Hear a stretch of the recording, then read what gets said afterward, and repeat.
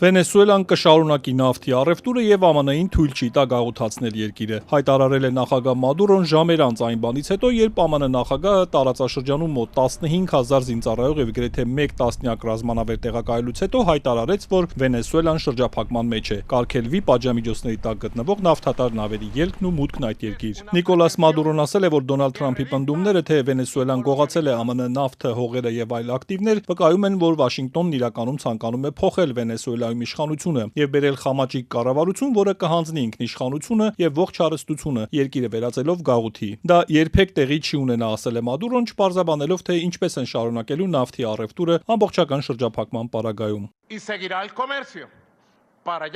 Ներմուծվող եւ արտահանվող ապրանքների առևտուրը կշարունակվի։ Մեր հարստությունը, մեր հողը եւ նավթը պատկանում են իրենց միակ օրինական տիրոջը, որը դարեր շարունակ եղել է Վենեսուելայի մեր ինքնիշխան ժողովուրդը, հողի, ընդերքի եւ դրա ողջ հարստության բացարձակ սեփականատերը։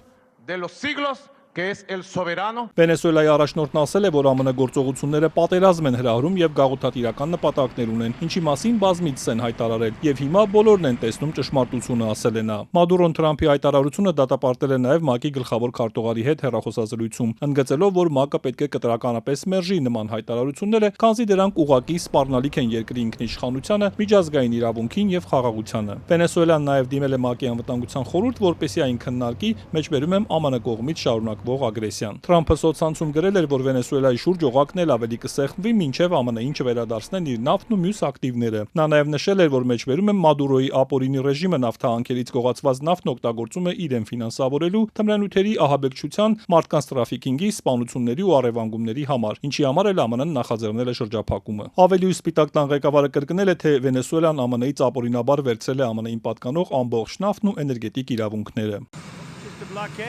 Սա շրջափակում է։ Ես թույլ չեմ տա, որ որևէ մեկն անցնի այդ տեղով, որի անցումը չի ենթադրվում։ Հիշում եք, որ նրանք խլեցին էներգետիկ ոլորտի մեր բոլոր իրավունքները։ Ոչ վաղ անցյալում նրանք խլեցին մեր ամբողջ նավթը, եւ մենք ուզում ենք այն վերադարձնել։ Աշխարհում նավթի 4-րդ խոշոր արդյունանող երկիրն ամբողջական շրջափակման մեջ վերցնելու մասին Թրամփի հայտարարությունից հետո նավթի համաշխարհային գինը կտրուկ 1.5%-ով աճել է, 1 բարելի դիմաց հասնելով շուրջ $60։ Թրամփի հայտարարությունից հետո Մադուրոյի կողմնակիցները երեք հավաքվել են Կարակասում եւ դատապարտել ԱՄՆ գործողությունները։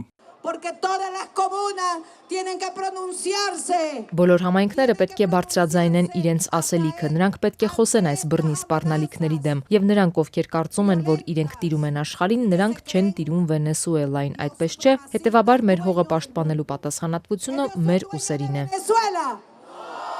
Ռուսաստանը, Չինաստանը, Իրանը ու մի քանի այլ երկրներ աջակցություն են հայտնել Վենեսուելային եւ դատապարտել ԱՄՆ գործողությունները։ Բելարուսի նախագահն ասել է, որ Մադուրոն կարող է գալ եւ ապրել Բելարուսում, եթե որոշի թողնել պաշտոնը։ Ռուսաստանի արտգործնախարարն էլ հույս է հայտնել, որ ԱՄՆ-ն մեջբերում եմ ճակատագրական սխալ չի գործի Վենեսուելայի հարցում, հավելելով, որ Մոսկվան մտահոգված է ԱՄՆ գործողություններով, որոնք սպառնում են միջազգային նավագնացությանը։